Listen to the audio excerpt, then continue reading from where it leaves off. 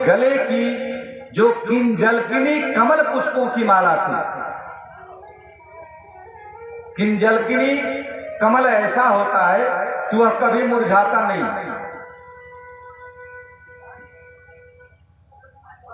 किंजलकिनी कमल पुष्पों की माला जो नारायण के गले में थी, उसको नारायण ने अपने गले से उतार करके दुर्वासा के गले में डाल दिया।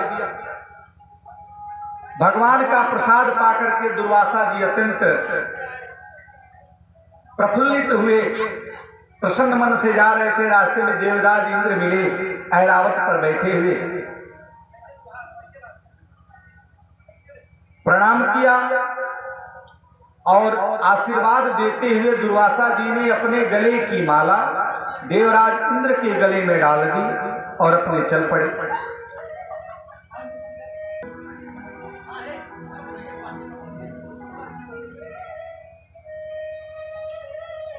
भगवान नारायण की माला देवराज इंद्र के गले में कितनी सुशोभित हो रही है, यह देखने के लिए दुर्वासा जी ने पीछे मुड़ करके देखा। उसी समय देवराज इंद्र गले की माला निकाल करके ऐरावत के सिर पर रख दिया। ऐरावत ने माला उतार करके पैरों से कुचल दिया। यह दृश्य दुर्वासा जी ने जब देखा, क्रोधित हो गए और इंद्र को शाप दिया कि जिस श्री के मद में तुमने भगवान नारायण की कृपा प्रसाद का अपमान किया, जा तू श्रीहीन हो जा। और इधर शुक्राचार्य ने बलि को आदेश दिया, बलि स्वर्ग पर आक्रमण कर दो, देवता श्रीहीन हो गए हैं। देवता भाग चले और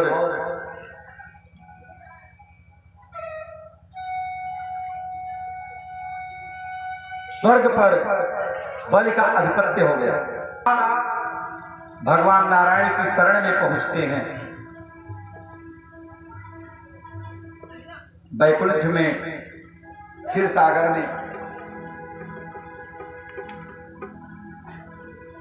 भगवान की स्तुति प्रारंभ कर रहे हैं। नमः पंकजनाभाय, नमः पंकजमालिने,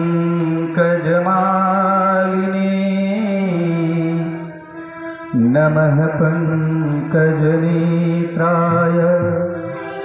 पंकजाग्रये नमः।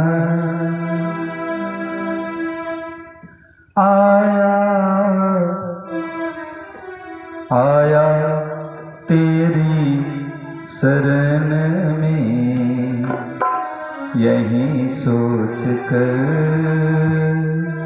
सिंधु संसार से हम उबर जाएंगे। आया तेरी शरण में, यही सोच कर संसार से हम उबर जाएंगे। आया तेरी शरण में, यही सोच कर सिद्धो संसार से हम उबर जाएंगे। आपने घर हमें ना ठुकरा दिया, आपने घर हमें ना ठुकरा दिया। आप ही सोचिए किधर जाएंगे। आया तेरी शरण में, यही सोच कर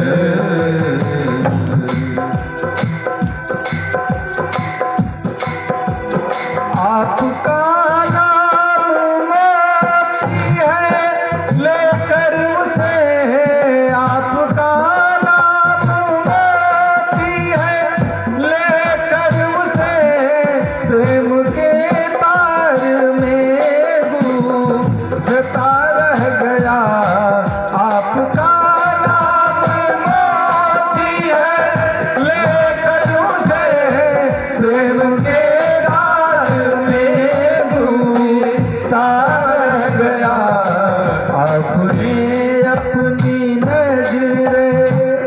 अगर फेर ली आपने अपनी नजर, अगर फेर ली सारे मोती जमीन पर बिखर जाएंगे। आया तेरी शरण में यही सोच कर सिंधु संसार से हम उबर जाएंगे।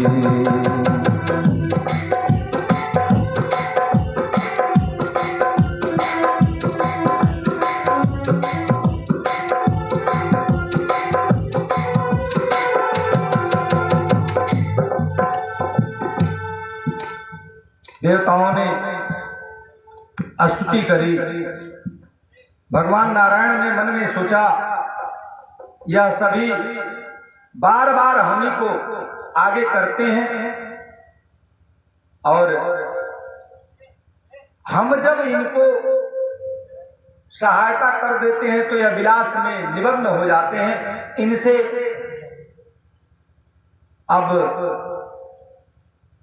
परिश्रम कराना है। कहा कि देखो समुद्र मंथन करो। कहे कि प्रभु हम तो बलहीन श्रीहीन हो गए हैं, कैसे करेंगे? कहे कि अहिमूषक युव, जिस प्रकार से विपत्ति में पड़ने के बाद सर्प ने मूषक से दोस्ती करी और पुनः उसको खा गया।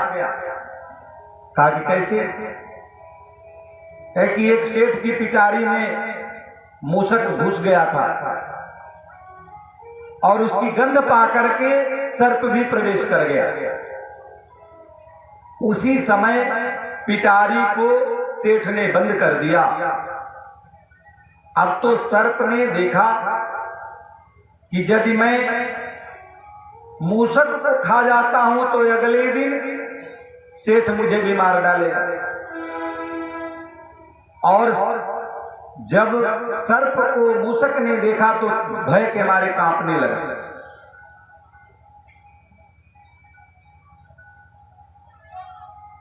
सर्प ने युक्ति लगाई, कहा कि मामा जी प्रणाम। अरे भैया आप हमारे भांजे कैसे हो गए? कहे कि देखिए हम धरती माँ में बिल बना करके रहते हैं, तो धरती माँ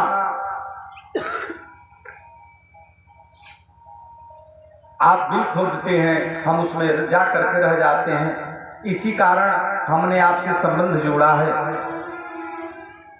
कि आप हमारे मामा हुए। कि मामा ही भांजे को स्थान देता है जब कहीं स्थान नहीं मिलता। अच्छा ठीक है। सर्प ने कहा कि कल तुमको चूहे मार दवा मिलाएगा, सेठ मारेगा और फिर हमको डंडे से मारेगा। एक काम करते हैं, यहां से बाहर निकलने की युक्ति सोचते हैं। मूषक ने कहा कि चलो दोस्ती हो ही गई है। अरे भांजे इसमें दिक्कत नहीं है, मैं अभी पिटारी को अपने तीक्ष्ण दांतों से काट देता हूं। ज्यों ही पिटारी में छेद हुआ, सर्प ने मूषक को अपने जबड़े में दबाया। अरे भांजे मामा को अब दंश दोगे? कहे कैसा भांजा, कैसा मामा? अरे मैं तो निकलने के लिए युक्ति लगा रहा। नारायण ने कहा अहे मूषक दैत्यों से मित्रता करो, अमृत का लालच दो, बोलो कि जितने भी रत्न निकलेंगे सब बांट लेंगे।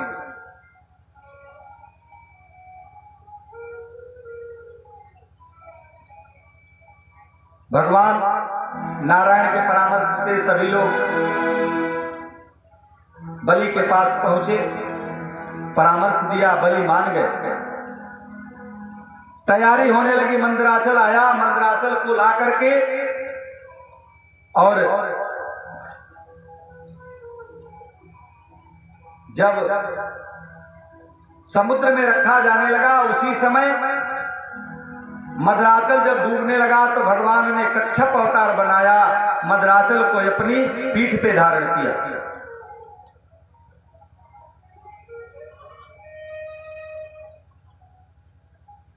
वसुकी नाग के रज्जू बनी। भगवान ने देवताओं को इशारा किया, सिर की तरफ लगो। देवताओं ने कहा कि हम ही गए गुजरे हैं, सर्प की पूंछ अधम होती है, अतः देवता हमसे कमजोर हैं, पूंछ की तरफ लगेंगे और हम सिर की तरफ लगेंगे। समुद्र मंथन चालू हुआ। जब रस्सी पर खिंचाव पड़ता था तो जोर जोर से सांस वसुकी नाग लेते थे। उनके भयंकर श्वास से दैत्यों का शरीर जलने लगा। उसी में एक ने कहा कि बड़े बाप की औलाद बनते थे, अब भुगतो। सबसे पहले कालकूट विष निकला, हलाहल। पहला रत्न कालकूट विष। संपूर्ण त्रिलोकी त्रस्त हो गई। नारायण के परामर्श से भगवान आशुतोष के पास पहुंचे। देव देव महादेव भूतात्मन भूत भामन त्राहिनः शरणापन्न त्रैलोक्य दहनाद्विषा। हे महादेव, इस त्रैलोक को जलाने में सक्षम विष से हमारी रक्षा करे। पास में मैया बैठी हुई थी। भोलेनाथ ने कहा कि देवी जी सुन रही हो, कह रहे हैं कि विष का पान कर लो, क्या करो? मैया ने कहा कि जिससे जगत का कल्याण हो वही कार्य कीजिए,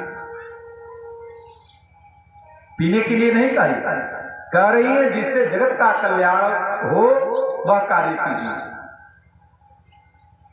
आजकल तो किसी मैया के सामने उसके पति को कह दिया जाए कि विष पी लो तो पता चलेगा कि घर के जितने रसोई के हथियार हैं सब उसके ऊपर प्रयुक्त हो जाएंगे। सावरणी भी प्रयुक्त हो जाएगी, जिसको हम भोजपुरी में झाड़ू कहते हैं, और अनेक प्रकार की उपाधियां दी जाएगी वो अलग से। और माताएं कैसी कैसी उपाधि देती है तो माताएं ही जानती। ततः कर्तलीकृत्य हालाहलं विषम् अभक्षयन् महादेव कृपया भूत भावन। अंजलि में लिया और उस विष का पान कर गए। कुछ बूंदे नीचे गिरी, जिसको धरती पर रहने वाले विषैले जीवों ने ग्रहण किया। भगवान भोलेनाथ जब विष को ग्रहण कर लिया, याद आया कि हमारे कंठ हृदय में तो राम जी का वास है, और जब राम जी तक यह विष पहुंचेगा तो राम जी को बड़ा कष्ट होगा। क्या करूं, उगल दूं, कहे कि संसार नष्ट हो जाएगा। युक्ति निकाली, रा कह करके मुंह खोला और म कह करके बंद कर दिया। राम नाम के मध्य भगवान ने अपने कंठ में विष को धारण कर लिया। कंठ में विष धारण करने के कारण भगवान आशुतोष का मुख कंठ नीला पड़ गया और भगवान का नाम पड़ गया नीलकंठ। बोलिए नीलकंठ महादेव की। पुनः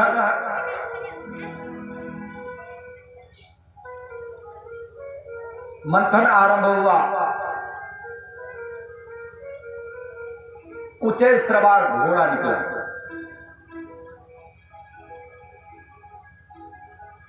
बलि ने कहा कि मैं लूंगा, भगवान ने कहा कि ले जाओ। तीसरा रत्न ऐरावत। बलि ने कहा कि हम लेंगे, भगवान ने कहा कि सर तुम ही लोगे, देवता क्या लेंगे? बलि कहे कि ठगे गए, हाथी की जगह घोड़ा ले लिया।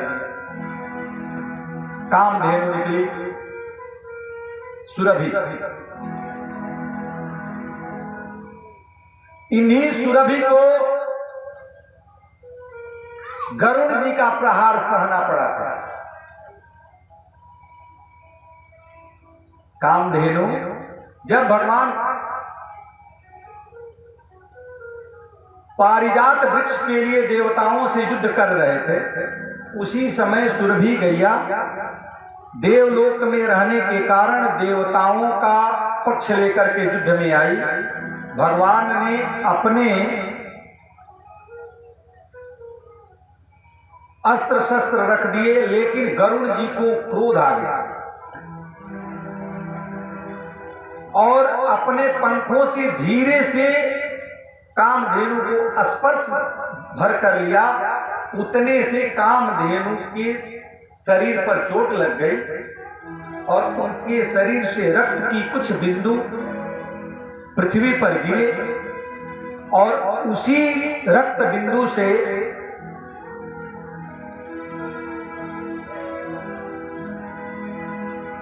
मद्य पदार्थों का जन्म हुआ,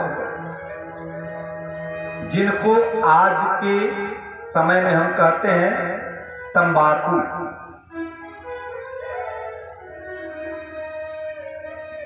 क्या कहते हैं? तंबाकू, खैनी और भी अनेक नाम है। सुरभि के रक्त जो पृथ्वी पर गिरे थे, उसी के कारण तंबाकू का जन्म हुआ। इसीलिए वैष्णव को तो इसका परित्याग करना चाहिए।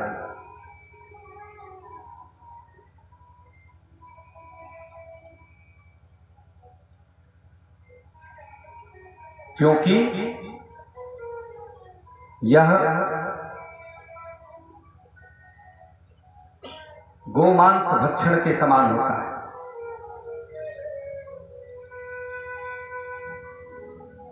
घोर पाप लगता है इससे। अतः लोगों को चाहिए कि इस कुरीति का त्याग करें।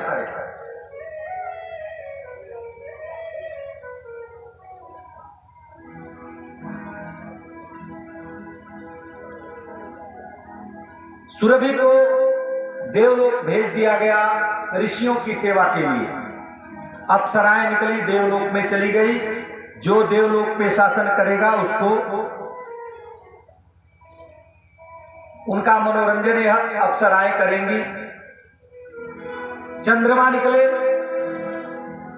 चंद्रमा को भगवान भोलेनाथ ने अपने जटा में धारण किया। एक एक करके 12 रत्न निकले। 12वें रत्न के रूप में 11वें रत्न के रूप में कौस्तुभ मणि निकली। कौस्तुभ मणि को जब लेने के लिए सभी लोग लालायित तो हो उठे, तो भगवान ने कहा कि सब तुम ही लोगे, हमने भी तो परिश्रम किया है, कुछ हमें भी चाहिए। कौस्तुभ मणि भगवान नारायण को प्रदान कर दी गई। मंथन प्रारंभ हुआ। कार्तिक कृष्ण पक्ष की अमावस्या, इस दिन समुद्र मंथन से महालक्ष्मी का प्राकट्य हुआ।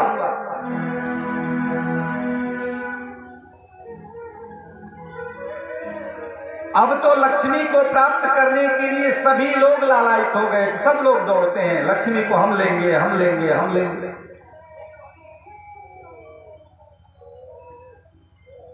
सभी परेशान। नारायण के पास गए। नारायण ने कहा कि यह जिनका वर्ण करेगी वही। लाइन बन गई। एक लाइन में देवता, एक लाइन में ऋषिगण, एक लाइन में दैत्य, चौथी लाइन मनुष्यों की। देवताओं की पंक्ति में सबसे पहले बैठे हैं भोले बाबा।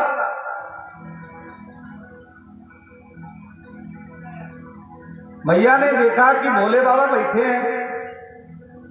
हैं तो बड़े सुंदर। कैसे हैं? कर्पूर गौरव करुणावतारम संसार सारम। तब तक आ जाता है भुजगेंद्र हारम। कहें कि है सुंदर लेकिन रूप या मंगल है।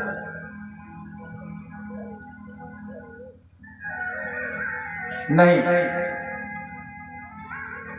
ऋषियों की पंक्ति में सबसे आगे दुर्वासा जी थे। कहे कि अभी सुंदर हैं लेकिन क्रोधी हैं, कब शाप दे देंगे कोई भरोसा नहीं। पता चला दाल या सब्जी में नमक